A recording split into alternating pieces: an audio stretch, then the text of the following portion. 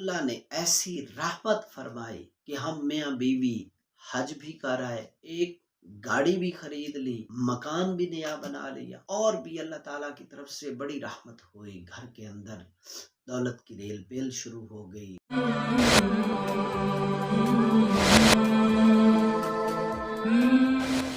Police والے نے اپنا ایک آزمایا ہوا وظیفہ مجھے بتایا جس نے اس کی زندگی کو بالکل تبدیل کر دی۔ وہ پولیس والا بتاتا ہے کہ میں نے ایک نیت کی کہ میں نے حلال کمانا ہے اور حلال ہی اپنے بچوں کو کھلانا ہے۔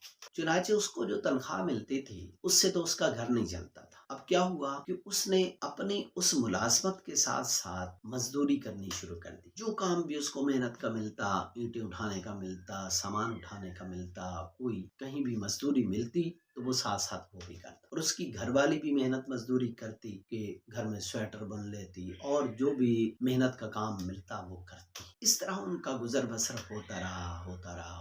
اب وہ شخص، اس کا رینک بڑھتا رہا، کانسٹیبل سے اوپر حوالدار، پھر اوپر اس طرح کرتے کراتے وہ ایس ایچ او بن گیا۔ لیکن گھر کا گزر بسر جو ہے نا وہ بڑی تنگی کے ساتھ ہوتا تھا۔ اسی طرح مزدوریاں بھی ساتھ کرتا رہا، چلتا رہا۔ ایک دفعہ رمضان میں روزہ کے ساتھ ایک شخص سے کچھ کام لیا کہ اینٹیں اٹھانی تھی، وہ اینٹیں تیسری منزل پہ پہنچانی تھی، مزدوری طے ہوگی، اس نے اینٹیں اٹھانا شروع کر دی، آ گیا۔ اب اس پولیس والے پہ بڑھاپا بھی طاری ہو گیا، جسم بھی پورا ساتھ نہیں دیتا تھا، کمزور ہو چکا تھا۔ بہرحال جیسے کیسے اس نے وہ کام پورا کیا۔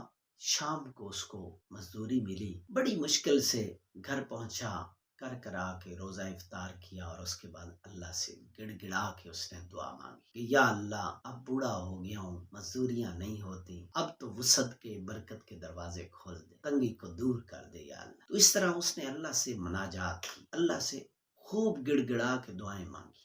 ایک بات ذہن میں رکھیے گا کہ قرآن کے اندر دعا کی جو حالت بتائی گئی ہے نا کہ دعا کیسے مانگی جاتی ہے، حالت اضطرار میں انتہائی عاجزی کے ساتھ گڑ گڑا کے اللہ سے باتیں کرنا، اللہ کے سامنے رونا، یہ اصل دعا کی حالت ہے۔ جو بھی یہ چاہتا ہے نا کہ میری دعا قبول ہو جائے تو وہ حالت اضطرار کے ساتھ اللہ کے سامنے مجبور بن کے، اللہ کے سامنے جیسے بچہ روتا ہے نا ماں کے سامنے، اس طرح اللہ کے سامنے رویا جائے تو اللہ دعائیں قبول۔ چنانچہ وہ شخص کہتا ہے کہ میں نے ایک تو گڑ گڑا کے اللہ سے دعا کی، اور اس کے بعد میں نے 129 مرتبہ میں نے سورہ کوثر کا وظیفہ شروع کر دیا۔ اول آخر درود شریف پڑھتا میں، اور 129 مرتبہ میں روزانہ سورہ کوثر پڑھتا۔ اللہ نے ایسی برکت عطا کی، اللہ نے ایسی رحمت فرمائی کہ ہم میاں بیوی حج بھی کر آئے، ایک گاڑی بھی خرید لی، مکان بھی نیا بنا لیا، اور بھی اللہ تعالیٰ کی طرف سے بڑی رحمت ہوئی، گھر کے اندر